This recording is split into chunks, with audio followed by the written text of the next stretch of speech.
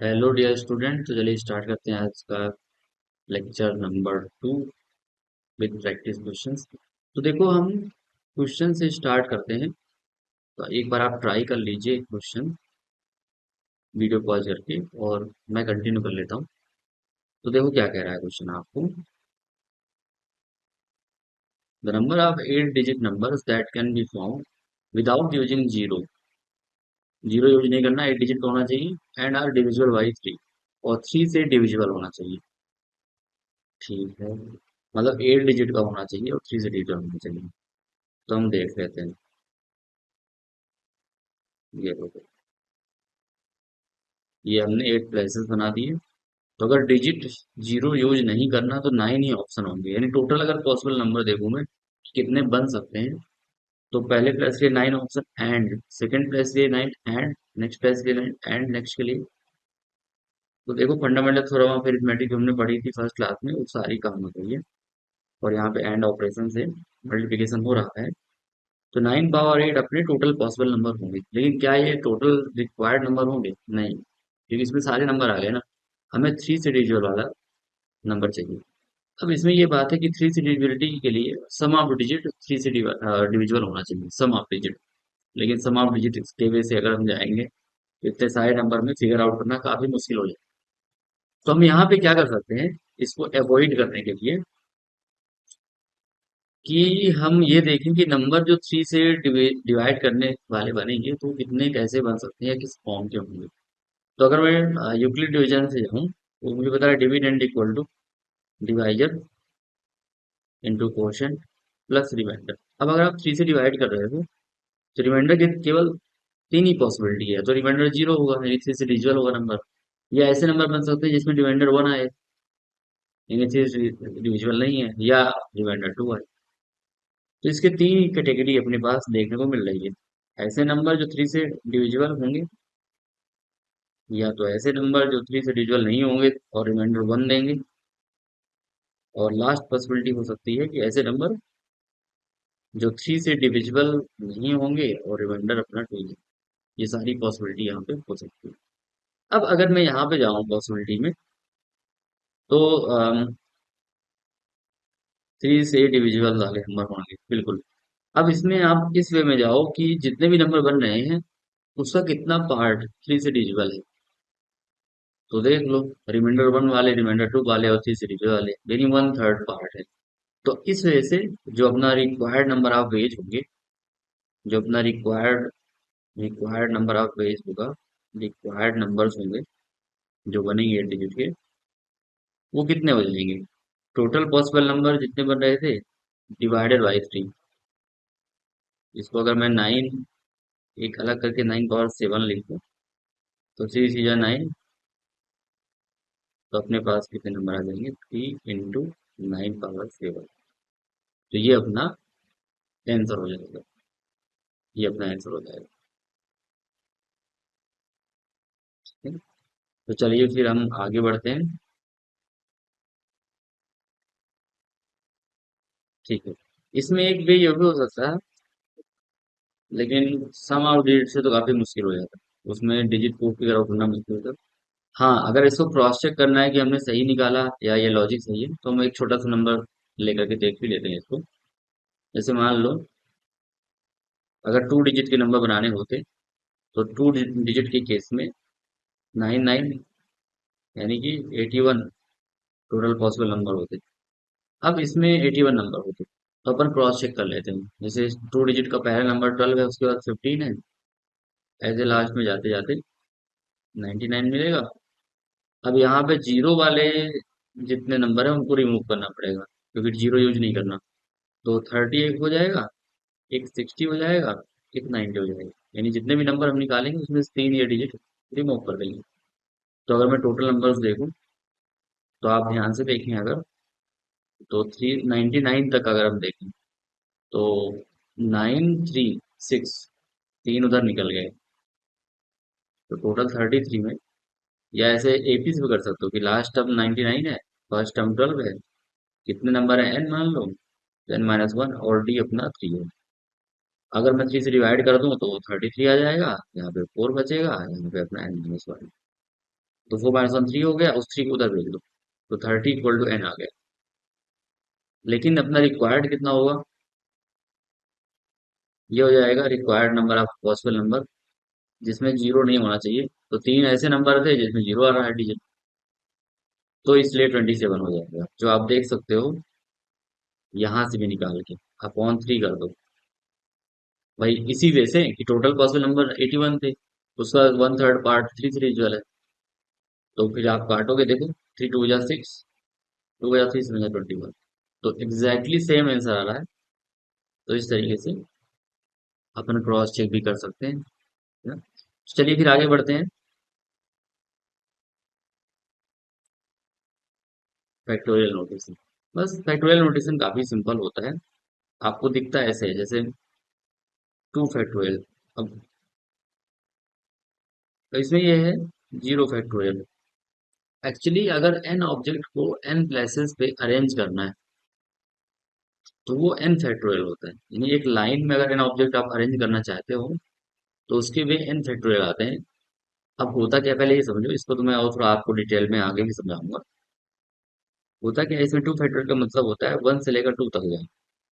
अब 0 फैक्टोरियल को डिफाइन किया गया है कि कुछ ना अरेंज करना, उनमें से किसी को भी ना अरेंज करना, तो वो भी एक तरीका है, इसलिए इसकी वैल्यू 1 डिफाइन की गई है। और फैक्टोरियल को हम कई बार ऐसे भी लिखते हैं इस टाइप से, दो तरीके से, ये इसका एक ही मतलब। तो 0 फैक्टोरियल अपना 1 होता है। बाकी देखो 3 फैक्टोरियल मतलब 3 तक जाओगे ना, तो 1 2 3, ये हो जाएगा 6। ऐसे अगर 4 फैक्टोरियल निकालूंगा तो मैं 4 तक चला जाऊंगा, तो 1 2 3 4, तो हो जाएगा 24। चलिए, 12 × 24। और अब अगर 5 फैक्टोरियल निकालोगे तो इसको ऐसे भी लिख सकते थे, 4 फैक्टोरियल या 5 × 4 फैक्टोरियल, क्योंकि देखो वहां तक तो क्या हो रहा है, 4 फैक्टोरियल में 1 2 3 4 आ गया, 5 और आ गया, यानी 5 4 × 20, 5 4 × 20 तो 0, 5 2 × 10 + 2 12, तो 120। ठीक है, तो फैक्टोरियल का यही मतलब होता है। और इसका जो मैंने आपको यहाँ पे बताया एन फैक्टोरियल, तो ऐसे कोई नंबर होगा, तो मान लो अगर मैं एन फैक्टोरियल लिखता हूँ तो इसका मतलब हो जाएगा कि मैं वो कहाँ तक जाऊंगा, उल्टा भी जा सकता हूँ कि n - 1 इंटू का मतलब ये मल्टीप्लिकेशन एक ही बात, फिर n - 2, ऐसे ऐसे ऐसे ऐसे ऐसे सारे इंटू में है, 3 2 1। या रिक्वायरमेंट अगर होगी तो आप ऐसे लिख सकते हो, 1 2 3 dot dot dot n - 2 n - 1 and एक ही बात। अब देखो यहाँ से यहाँ तक का तो क्या है, n - 1 फैक्टोरियल है, तो आप देखो n n - 1 का फैक्टोरियल ऐसे भी लिख सकते हो, या इसी को लोग ऐसे भी लिख सकते हैं कि n, देखो वे आफ्टर प्रेजेंटेशन। ठीक है, तो हम बढ़ते रहते हैं। अब हम कुछ क्वेश्चंस करते हैं, इनकी प्रैक्टिस करते हैं।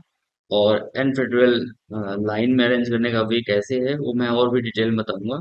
अभी के लिए आप कोई छोटा सा एग्जांपल देखकर भी समझ सकते हो। मान लो जैसे 3 ऑब्जेक्ट हैं, तो 3 ऑब्जेक्ट को आप कितने वे में अरेंज कर सकते हो, तो अपने हिसाब से आंसर क्या आना चाहिए, 3 फैक्टोरियल, मतलब 6 पॉसिबिलिटी।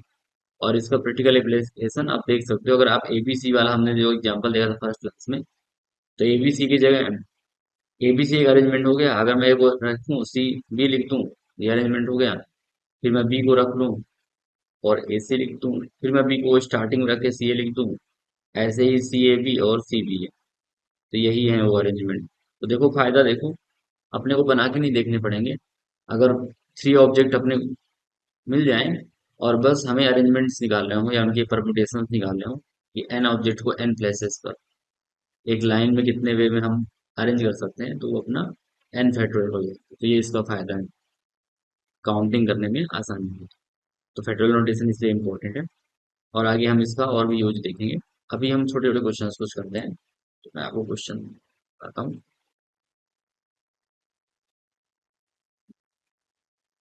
कुछ क्वेश्चंस मैं लिख देता हूँ, और ये सारे के सारे आप निकाल कर कुछ क्वेश्चन सेलेक्ट किए हुए हैं, एक बार आप ट्राई करके सारे निकाल लो, फिर हम लोग मिलके करेंगे।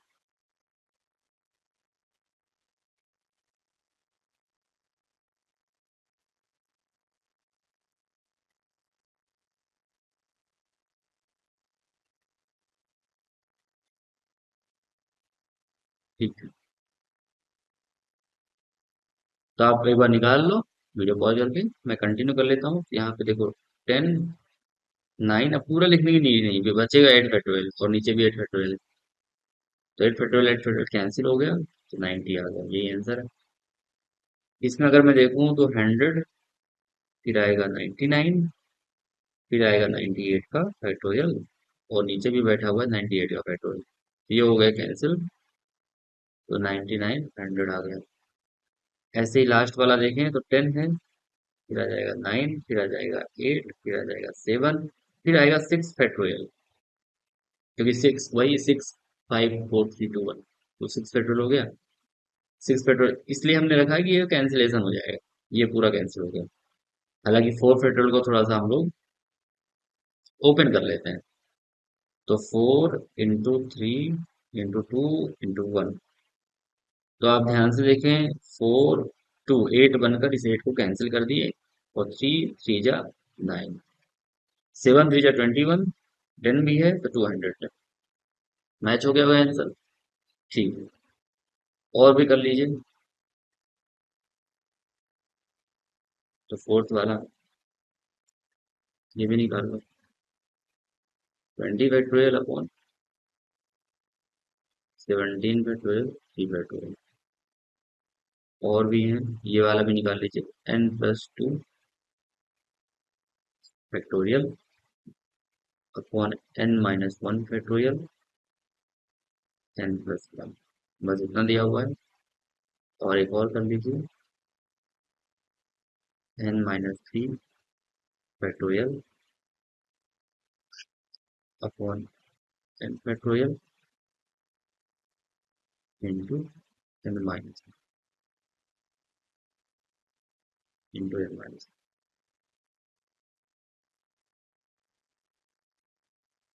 ठीक है, तो आप वीडियो पॉज करके ट्राई कर लो, मैं कंटिन्यू कर लेता हूँ। तो यहाँ पे अपने पास क्या दिया हुआ है, 20 फैक्टोरियल। तो 20, 19, 18, फिर हम यहाँ पर लिख लेंगे 17 फैक्टोरियल, क्योंकि वो कैंसिल हो जाएगा आगे। और नीचे अपना 70 फैक्टोरियल है, 3 फैक्टोरियल। देखो पूरा का पूरा ही कैंसिल हो गया। 3 फैक्टोरियल अपना कितना आएगा, 3, 2, तो 6 आएगा। तो ऐसे भी काट सकता हूँ, या लिख के चलो काट देता हूँ पूरा। तो ये हमने 3 इंटू 2, अब ये 6 है, 6, 3 जा 18, 19, 3 जा 57, 57 से 2 का मल्टीप्लाई करो, तो 2, 7 जा 14, 2, 5 जा 10, +1, 11। और एक जीरो भी था, तो ये इसका आंसर है। इसमें देखो, n+2 फैक्टोरियल को भी हम कम कर सकते हैं, n+2 फिर कम करोगे एक बार तो n+1 आएगा, फिर कम करोगे तो n आएगा, फिर कम करोगे तो n-1 का फैक्टोरियल लिख देते हैं। क्यों? क्योंकि नीचे बैठा हुआ है, और साथ में क्या क्या है, n-1 का फैक्टोरियल इंटू n+1। अब चीजें कैंसिल हो रही हैं, तो यहाँ पे आप ध्यान से देखिए, ये फैक्टोरियल तो कैंसिल हो गया, n+1 से कैंसिल हो गया। ये जो अपना आंसर है दैट इज n+2, या इसी को लिख सकते हैं n² + 2n। तो ये आंसर है। आ गया होगा समझ में। ऐसे ही ये वाला ट्राई करें, n-3 फैक्टोरियल और n-1। तो देखो n फैक्टोरियल जो नीचे वाली चीज है वो ज्यादा है, एक बार आप अटेंड कर लेना है ना। तो जो छोटा है उसको रहने दो, और जो बड़ा है उसको कम करते जाओ। पहले n, फिर n-1, n-2, अब हम n-3 तक पहुंच गए। अब हम इसको कैंसिल कर सकते हैं, तो ये दोनों कैंसिल हो गए, n-1 कैंसिल हो गया, और इस बार हमें डिनोमिनेटर में n-2 मिल गया, यही आंसर है। बस यही आंसर है, इसको चाहो तो ऐसे देख सकते हो, एक ही बात। ठीक है, होपफुली सारे ही समझ में आ गए होंगे। चलिए आगे बढ़ते हैं और आपको और भी क्वेश्चन करवाता हूँ। तो क्वेश्चन लिखवा देते हैं आपको। प्रूव दैट,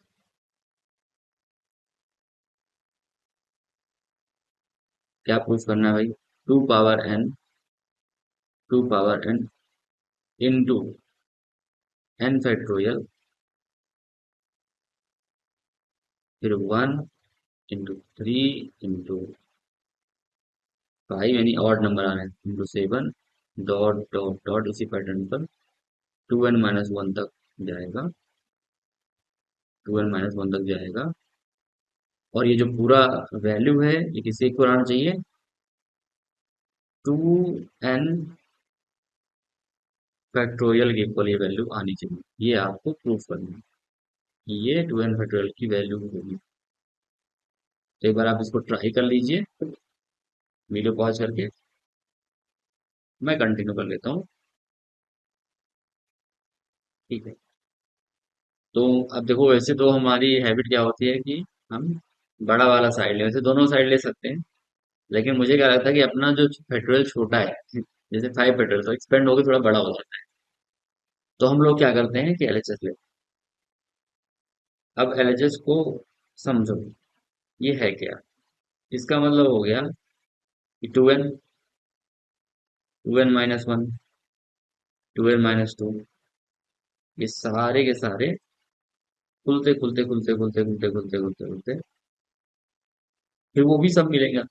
बीच में देखो 1 तक पहुंचेगा ये पूरा, है ना? मतलब क्या हुआ इसका कि n+1 भी कहीं पर होगा, भाई कम होता जा रहा है ना, फिर n आएगा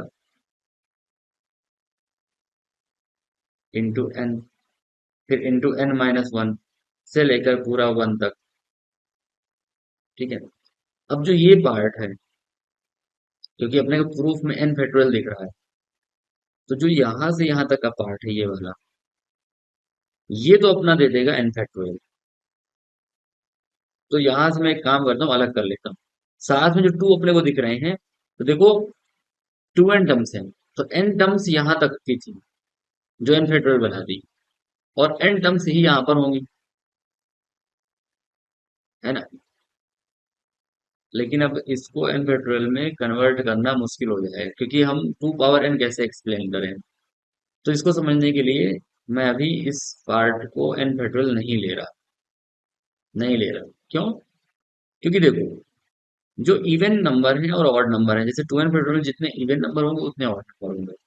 फॉर एग्जाम्पल, अगर आप 2 का मल्टीप्लाई यानी 6 फैक्टोरियल लो, तो 6, 5, 4, 3, 2, 1। तो यहाँ पे 6, 4 और 2, 3 इवन नंबर है। और इन सबसे अगर इवन से अगर मैं 2 निकालूं बाहर, तो 2 पावर 3 निकलेगा, और बचेगा क्या? 3, 2, 1 बचेगा। देखो, 6 से 3, 4 से 2, और 2 से 1, तो ये आइडिया देखो, है ना? 3, 2, 1 कुछ नहीं है, 3 फैक्टोरियल है।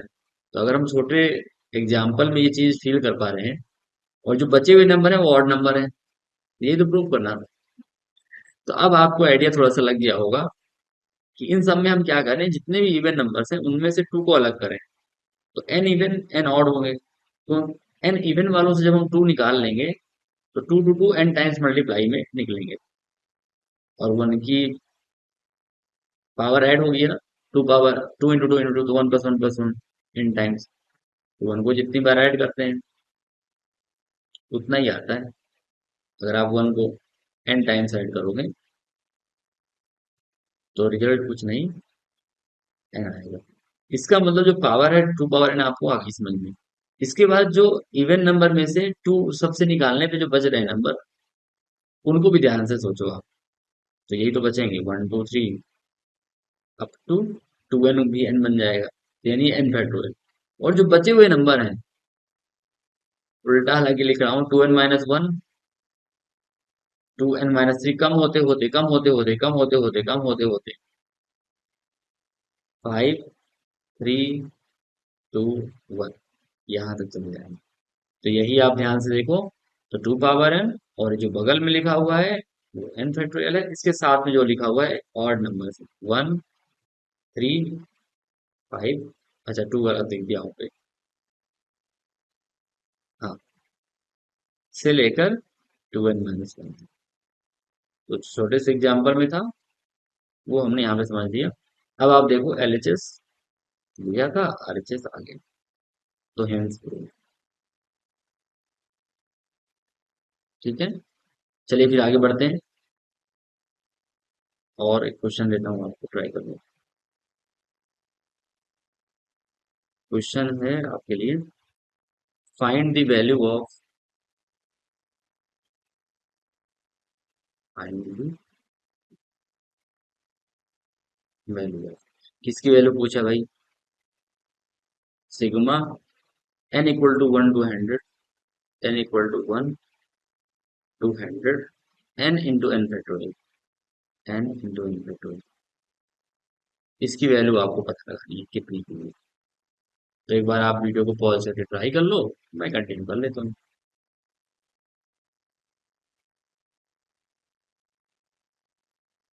तो हम ऐसे क्वेश्चन में क्या करते हैं, मेथड ऑफ टेलीस्कोपिंग कह सकते हैं। हालांकि कोई बहुत बड़ा मेथड नहीं है, आप सोचोगे सर क्या नाम ले लिया। बहुत सिंपल है, इसको ऐसे डिफरेंस के टर्म में एक्सप्रेस करने की कोशिश करोगे, और अगर डिफरेंस के टर्म में आप एक्सप्रेस कर पाओ तो फिर कुछ हो जाता है इसमें। क्या होता है आप ये आपको देखिएगा। तो देखो n को मैं चाहूँ तो ऐसे लिख सकता हूँ, n+1 - 1 लिख सकता हूँ, या n-1+1 भी लिख सकता था। अब हम इसका क्या फायदा है, हम ये देखें। इसका ये फायदा है कि n+1 को अलग ट्रीट करो आप, और 1 को अलग, ठीक है। तो इससे क्या होगा, देखो क्या होगा, n = 1 to 100 जा रहा है। अब n+1 × n, तो n+1 × n फैक्टोरियल, -1 × n, तो n फैक्टोरियल। अब हमें पता है, हमें एक चीज यहाँ पे कंफर्म है कि जो n+1 × n फैक्टोरियल है वो अपने आप में कुछ नहीं, n+1 फैक्टोरियल ही तो होगा। ये वही बात होगी, 6 × 5 फैक्टोरियल लिखा है, तो 5 5 4 3 2 1, तो 6 5 4 3 2 1 6 फैक्टोरियल। तो ऐसे, इसका मतलब ये कुल मिला के ऐसा बन गया, n = 1 to 100, n+1 factorial -n factorial. अब यहाँ पे देखो ऑल्टरनेट वाले हैं, खेल खत्म हो जाएगा देखना। अब इसका समेशन का मतलब तो पता ही है, कि पहले n की वैल्यू 1 डालो, फिर लिख दो, प्लस n की वैल्यू 2 डालो, लिख दो। यानी जितने 100 टर्म्स है, n की वैल्यू 1 to 100 है, उन सारे टर्म्स का सम करना है। तो देखो क्या होगा, n की जगह 1 डालो, तो मिला 2 फैक्टोरियल -1 फैक्टोरियल। ऐसे ही नेक्स्ट टर्म में देखूं मैं, n की जगह 2 डालूं तो मुझे मिलेगा 3 फैक्टोरियल -2 फैक्टोरियल। फिर नेक्स्ट टर्म में अगर मैं जाऊं, तो 1 2 3 डालो, तो 4 फैक्टोरियल -3 फैक्टोरियल। ऐसे ही चलता जाएगा, चलता जाएगा, चलता जाएगा। तो हम एक काम करते हैं, डॉट डॉट डॉट, लास्ट की 2 टर्म लिखता हूँ, 99 डाल देता हूँ।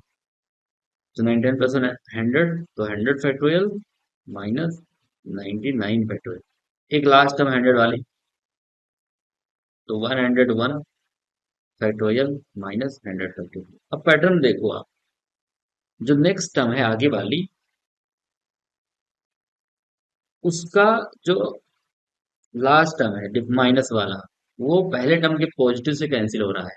और ये पैटर्न हर जगह बनना है, देखो ध्यान से, ये जो निगेटिव वाला नंबर है, ये पहले टर्म के पॉजिटिव से कैंसिल हो रहा है, और ये हर जगह वैलिड है। ये चीज आप देखो तो हर जगह वैलिड है।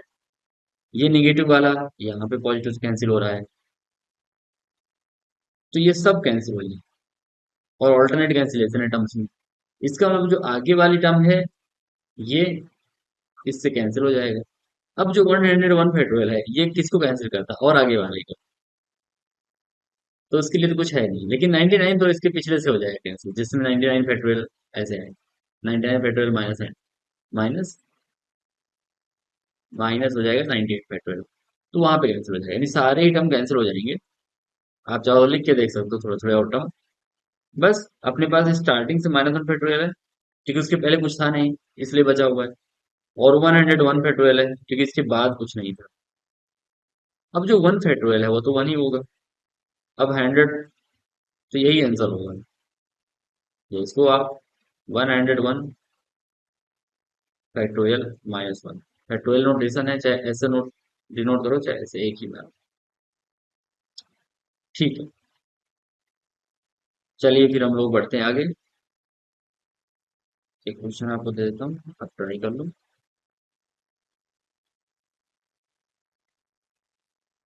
Find value of,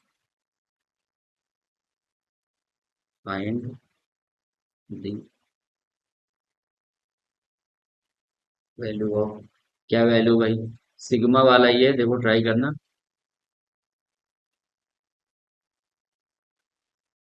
summation n equal to 1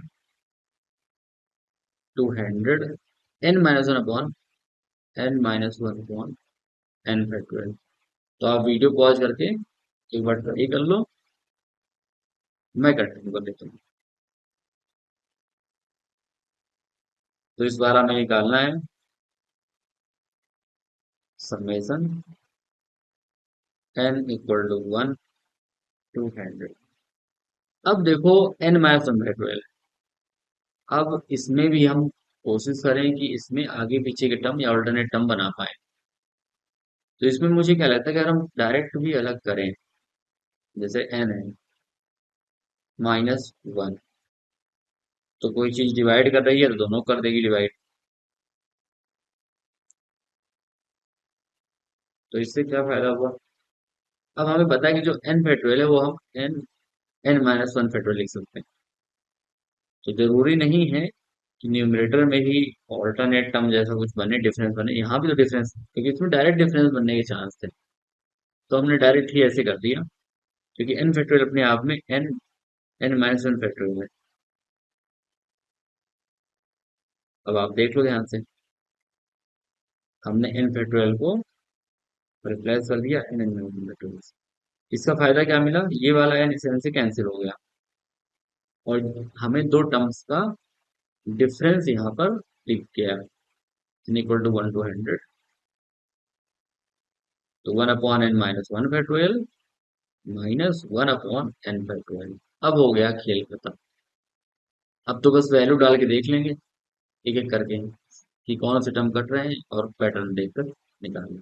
तो ध्यान से देखिए आप लोग, अगर मैं इनकी जगह 1 डालूं तो 0 फैक्टोरियल -1/1 फैक्टोरियल, प्लस n की जगह 2 डालता हूं तो 1/1 फैक्टोरियल -1/2 फैक्टोरियल, प्लस n की जगह 3 डालूंगा तो 2 फैक्टोरियल -1/3 फैक्टोरियल।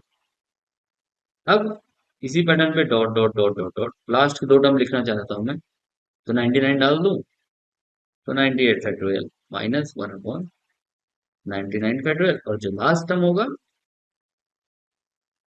n की जगह 100 डालेंगे तो 1/99 फैक्टोरियल -1/100 फैक्टोरियल। अब आप पैटर्न देखो कि जो अगली टर्म है और जो पिछली टर्म है उनके आजू बाजू के टर्म कट रहे हैं, है ना? तो सारे ही आपस में कैंसिल हो जाएंगे। जैसे ये टर्म इससे कैंसिल हो रहा है, ये टर्म इससे कैंसिल हो रहा है, सब कट जाएंगे आपस में अगल बगल। अब देखो, और नेक्स्ट टर्म की पहली वाली टर्म कट रही है, आगे की टर्म की पहली टर्म पीछे के लास्ट टर्म से। तो ये पहली टर्म लास्ट टर्म से कट जाएगी, बाकी बीच से सब कुछ कट कुट जाएगा। और आपको स्टार्टिंग में 0 फैक्टोरियल तो 1/1 और 1/100, तो यही इसका आंसर है। क्योंकि 0 फैक्टोरियल को मैंने 1 लिख दिया, तो चलो एक स्टेप और लिख देता हूँ, तो 1 - 1/1। तो ये अपना आंसर हो जाएगा। इसको आप चाहो तो 100 फैक्टोरियल -1/100 फैक्टोरियल भी लिख सकते हो। ठीक, तो चलिए फिर आगे बढ़ते हैं। एक क्वेश्चन देते हैं आपको नेक्स्ट।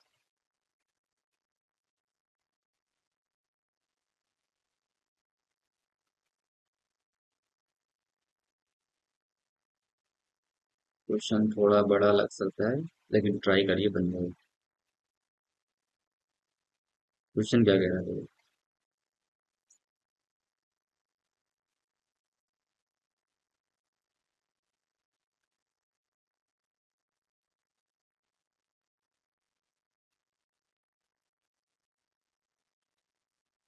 कह रहे हैं आपसे एस दिया हुआ है आपको, sigma n equal to 1 to 20,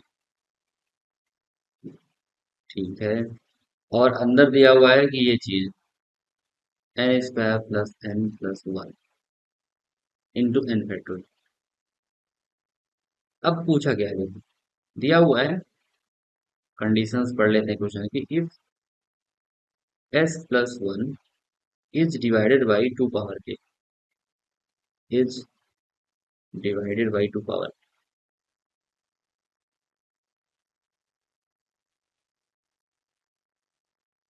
the remainder is zero, the remainder is zero. Find the maximum integral value of K, find the maximum integral value of K.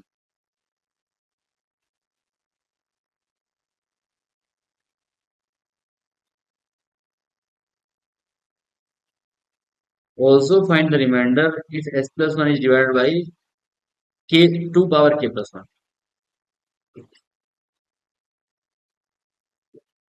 Also find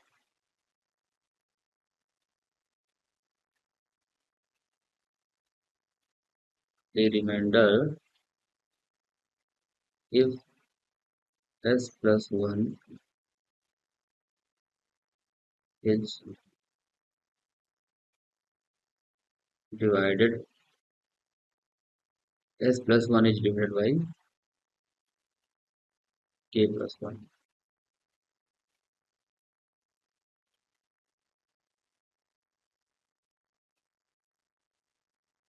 S plus 1 is divided by 2 power k plus 1. Divided by, लो भाई,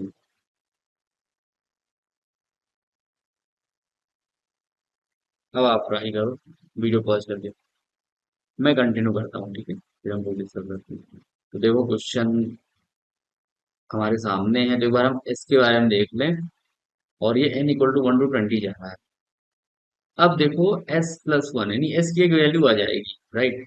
और k हमें figure out करना। तो चलो पहले एक बार हम s plus one निकालें, तब हमें थोड़ी सी इंफॉर्मेशन के बारे में मिल सकती है। तो आप देखें पहले s निकालने के लिए, अब इसमें आपको डिफरेंस के टर्म में बदलने की कोशिश करनी होगी। तो दिया हुआ है summation n equal to 1 to 20 n square plus n plus one into N factorial. तो देखो भाई, देखो अब डिफरेंस कैसे बन जाएगा इसमें। अगर मैं यहाँ पर परफेक्ट स्क्वायर बनाने की कोशिश करूँ, मतलब अगर मैं यहाँ पे एन स्क्वायर प्लस 2n+1 लिख दूँ, तो एक प्लस एन हमने ऐड किया तो माइनस एन कर देते हैं, और बाहर एन फैक्टोरियल अपना चल रहा है। अब अगर हम ध्यान से देखें, तो summation n equal to 1 to 20। अब ये चीज n+1 का होल स्क्वायर है, तो ये हम लिख सकते हैं n+1 का होल स्क्वायर माइनस एन, और साथ में ये मल्टीप्लाई हो रहा है एन फैक्टोरियल, ठीक है। तो इसको अगर मैं सिंप्लीफाई करूँ, यहाँ पे कर लेता हूँ, तो मुझे मेरा s क्या मिल रहा है, देखो summation n equal to 1 to 20। अब n प्लस वन स्क्वायर को हम दो बार n+1 लिख रहे हैं, क्यों? अभी आपको तुरंत दिख जाएगा उसका reason, minus N N factorial. Reason देखो क्या है, ये दोनों मिलके n+1 फैक्टोरियल देंगे हमें।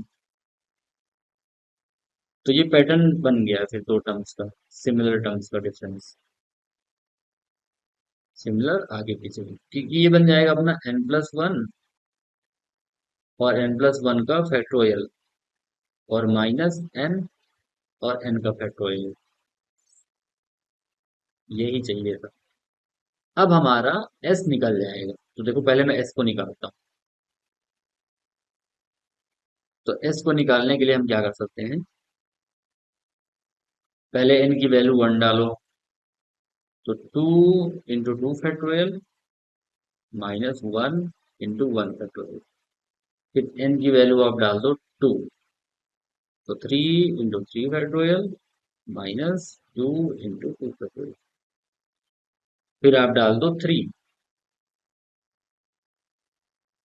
तो 3 की जगह 4 4 × 4 फैक्टोरियल -3 × 3।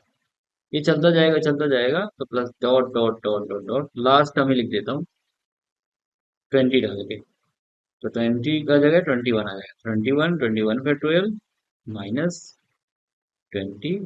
फैक्टोरियल। अब देखो पैटर्न देख लेते हैं, कैंसिलेशन कर लेते हैं। तो एक बात साफ दिख रही है कि नेक्स्ट टर्म का जो निगेटिव वाला है वो पहले के पॉजिटिव वाले से जा रहा है, यानी निगेटिव वाला चला जाएगा साथ। अब स्टार्टिंग में क्या बचेगा, 1 × 1 फैक्टोरियल जो कि 1 के इक्वल है -1, और लास्ट बचेगा 21 × 21 फैक्टोरियल। यानी अपने पास कुल मिला के एस की वैल्यू आ चुकी है 21 × 21 फैक्टोरियल -1। ये अपनी एस की वैल्यू है। अब इसमें क्या दिमाग लगाना था हमें कि 2 पावर के से डिविजिबिलिटी इसकी चेक करनी है, 2 पावर के से डिविजिबिलिटी इसकी चेक करनी है। जब क्वेश्चन का स्टेटमेंट देखते हैं फिर से, if S+1 इज डिवाइड, अच्छा S+1 के बारे में देखना, तो भाई S+1 को देखना था, तो एक काम करते हैं 1 को उधर ले जाते हैं हम लोग, तो S+1 आ गया 21 × 21 फैक्टोरियल। अब इसमें एक चीज है 21 फैक्टोरियल, कि अगर हमें इसे चेक करना है कि 2 पावर के से अगर हम इसको डिवाइड करना चाहते हैं, ऐसा कुछ है ना, तो कुछ क्वोशिएंट आएगा, कुछ रिमाइंडर, नहीं रिमाइंडर 0 चाहिए। इसका मतलब 2 की मैक्सिमम कितनी पावर, क्योंकि 21 फैक्टोरियल तो आपको पता ही है कि 21 20 19 18 ऐसे 1 तक जाएगा, तो 2 बहुत सारे आएंगे।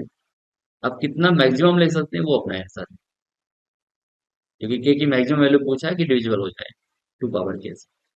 तो हम ये पता लगा लें कि 21 फैक्टोरियल में 2 की कितनी पावर होगी, उससे अपना काम हो जाएगा। तो ये कॉन्सेप्ट है, हालांकि आप चाहो तो एग्जाम्पल से क्रॉस चेक कर सकते हो, आगे मैं इसको थोड़ा हाईलाइट भी कर दूंगा कि किसी भी n फैक्टोरियल में किसी प्राइम नंबर की पावर निकालने का तरीका होता है कि कितने आएंगी, n/p, इसका ग्रेटेस्ट इंटीजर निकाल दो, फिर n/p² का ग्रेटेस्ट इंटीजर, फिर ऐसे करते हैं, यहाँ पे ये ब्रैकेट ग्रेटेस्ट इंटीजर, कुछ नहीं, ग्रेटेस्ट इंटीजर इंटीजर पार्ट ले आए बस ये।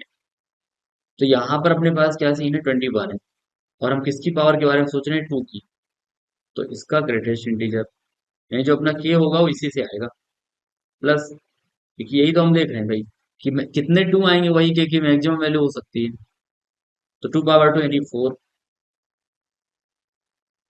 फिर 21 2 पावर 3 तो 8, फिर 21 2 पावर 4 यानी 16। अब आगे लिखने का कोई फायदा नहीं, बिकॉज 32 से तो 0 पॉइंट समथिंग आएगा, तो इंटीजर पार्ट 0 ही है। इसमें आएगा 2 × 10 = 20, 10.5, यानी 10 उसका इंटीजर पार्ट है, बस यही greatest integer integer part. 4 5 = 20, 5 point something, तो 5 इंटीजर पार्ट है। 8 2 = 16, तो 2 इंटीजर पार्ट है। 16 1 = 16, तो 1, बाकी सब 0 हो जाएंगे। तो अपना देखो 10 + 5 15 + 3 18, यानी 18 इज द मैक्सिमम वैल्यू आपकी, तो के मैक्सिमम हो गया 18। बाकी 2 पावर 6 लोगे तो उससे डिविजिबल तो हो ही जाएगा, क्योंकि इसमें जो 21 में जो यानी हम ये कह सकते हैं कि जो अपना S+1 है, S+1 एक्चुअली ये 2 पावर 18 टाइम्स समथिंग होगा। मान लो इसको m ले लो, तो आप ये देख लो कि ये अपना क्वोशिएंट m है और रिमाइंडर 0 है, यानी k की मैक्सिमम वैल्यू हो गई 18, and this is the answer. Next part है अपना कि अगर हम इस नंबर को S+1 को फाइंड, हाँ ठीक है, also find the remainder when S+1 is divided by, two power K plus one. तो two power K plus one का मतलब हो गया टू पावर के की वैल्यू है 18, 18 प्लस वन मतलब 19। इसका मतलब हम टू पावर 19 से अगर डिवाइड करें, तो एक बात बताओ, जो अपना एस प्लस वन है वो टू पावर 18 इंटू समथिंग आया हुआ है। अब ये टू पावर 18 से तो डिविजिबल हो जाता, और टू पावर कम होती तो डिविजिबल हो जाता। टू पावर 19 से डिविजिबल नहीं होगा। तो इसका मतलब ये हुआ कि हाँ ये बात भी है कि इसको तो मैंने एम ऐसे लिख दिया, तो उसका ऐसा भी हो। तो टू पावर 18 इंटू एम को मैं लिख देता हूँ एन प्लस वन, आपको समझाने के लिए बस। बाकी डायरेक्ट भी लिख देता मैं कि टू पावर 18 लिख देता हूँ मैं रिमाइंडर इसमें। क्योंकि इसका मतलब ये हुआ कि ये टू टू पावर 18 से अगर डिवाइड करो तो रिमाइंडर जीरो है। तो इसको एक बार इस रिमाइंडर को रिमूव करके दिखा रहे हैं। अब आप इसको डिवाइड करो टू पावर 19 से, है ना? तो आपका रिमाइंडर क्या बच जाएगा, यही बच जाएगा नंबर। तो अपना आंसर हो जाएगा two power 18। This is the remainder. क्योंकि डिविजिबल नहीं है तो वही आ जाएगा। ये वही बात हो गई, जैसे मान लो कोई नंबर है, जैसे अपने पास मान लीजिए अपने पास है 16। 16 का कोई मल्टीपल ले लो, 16 इंटू फाइव ले लो, चलो ठीक। अब आप इसको चेक करो 32 से, तो रिमाइंडर क्या आएगा? रिमाइंडर इसमें 32 ही आएगा। सॉरी, जिससे डिवाइड कर रहे हो ना 16 आएगा। कैसे? इसको देखें ऐसे कि 16 और 5 को लिख दिया ओ प्लस वन, जैसे यहाँ पे मैंने आपको करके दिखाया। अब आप देखो 16 को हो जा 64, तो 64 प्लस वन अपन 32 ठीक क्या होगा? 64 पर डिजिटल हो जाएगा वन, तो रिमाइंडर हो जाएगा 16। हाँ 16 को मल्टीप्लाई तो 16। और ऐसे आप चेक करते भी ना तो यही आता कि 32 से आप 80 को डिवाइड कर रहे हो, यही तो हो गया। तो 32 टू जा 64, 10 माइनस फोर तो सिक्स, 7 माइनस सिक्स तो वन। तो ऐसे नंबर लेकर आप सेटिस्फाई हो सकते हो, जो चीज मैंने यहाँ पे करके दिखाई है। अगर नहीं कट रहा है कोई चीज, जैसे मान लो 7 से आपने डिवाइड किया, 7 से आपने डिवाइड किया, या 7 को डिवाइड किया 16 से, तो 7 ही रिमाइंडर होगा। क्योंकि आगे जा नहीं रहा ना, क्योंकि आप 16 से कोई बड़ा नंबर डिवाइड करोगे, बड़ा नंबर, तो उसमें कुछ मान लो 7 बचता, तो हम वहीं पे तो रुक जाते हैं, आगे डिवाइड ही नहीं करते। जैसे मान लो आप 5 से डिवाइड कर रहे हो किसी नंबर को, 12 को, तो 5 टू जा 10, तो आप रुक गए यहाँ पे, अब आगे नहीं जा रहे, क्योंकि रिमाइंडर हम होल नंबर से लेते हैं। अब इसका क्या मतलब है? इसका मतलब ये होगा कि अगर आप 2 को 5 से डिवाइड करते हैं तो यहीं पे रुकना होगा, तो 2 ही रिमाइंडर। समझ गए क्या? सोच के देखो आगे, ठीक है। तो इसलिए 2 पावर 18 इज द रिमाइंडर, क्योंकि वो डिविजिबल बड़ा नंबर है 2 पावर 18। तो ये अगर छोटा होता तो पूरा डिविजन हो जाता। 2 पावर 17 लो तो रिमाइंडर जीरो आएगा, लेकिन बड़ा लोगे तो वही आ जाएगा। क्लियर है? सोचो, आ जाएगा। ठीक है। इसके बारे में थोड़ा सा डिस्कशन तो पहले ही कर चुके हैं, थोड़ा सा और बता देते हैं। तो हमने पहले ही समझ लिया था कि एन डिस्टिंक्ट ऑब्जेक्ट को अगर आप रो में अरेंज करना चाहते हो तो वो वे होते हैं एनफैक्टोरियल। ये तो बात हम समझ लिए थे। जैसे मान लो अगर आपके पास मैंने एग्जांपल दिया था कि ए बी सी तीन ऑब्जेक्ट हैं, तो इसके क्या तरीके हो सकते हैं कि हम इसको ए सी बी भी लिख सकते थे। हम बी को बैठा दें, रो में बैठा रहे हैं ना, हालांकि ये कॉलम लग रहा हो आपको, तो मैं चलो यहाँ पे बैठा देता हूँ ए बी सी, जिसमें ए पहले है। अब इसमें हम थोड़ा चेंज कर लेते हैं बी और सी की सीटिंग में, तो एक वे ये हो गया। एक ये तरीका हो सकता है जिसमें हम बी को आगे बैठा दें, ए और सी ऐसे के ऐसे, या हम बी को रखें सी और ए लिख दें। या एक और तरीका हो सकता है हम सी को ले लें, ए भी लिख दें, सी को ले लें। तो हम तीन ऑब्जेक्ट को सिक्स तरीके से एक रो में अरेंज कर पा रहे हैं, राइट? तो तीन ऑब्जेक्ट को, तीनों को हमें अरेंज करना है, तो एन ऑब्जेक्ट्स को, डिस्टिंक्ट ऑब्जेक्ट को रो में हम एन फैक्टोरियल तरीके से, यानी थ्री फैक्टोरियल तरीके से कर सकते हैं। तो नंबर ऑफ एज कितने हो जाएंगे? सिक्स, क्योंकि 3 इंटू 2 इंटू, तो ऐसे आप रिलेट करके समझ सकते हो। So this is the meaning in mathematics combination. अब देखो होता क्या है इसमें, तो कॉम्बिनेशन के बारे में तो हमने पढ़ लिया था। कॉम्बिनेशन के बारे में हम पढ़ेंगे नेक्स्ट क्लास में। ठीक है। तो यहाँ तक की सारी चीजें आपको क्लियर हो गई होंगी। कोई भी कंफ्यूजन हो तो आप कमेंट बॉक्स में मैसेज कर सकते हैं। मैं चेक करूंगा और आपको रिप्लाई कर दूंगा। So bye dear student, have a nice day. Thank you everyone. Bye everyone.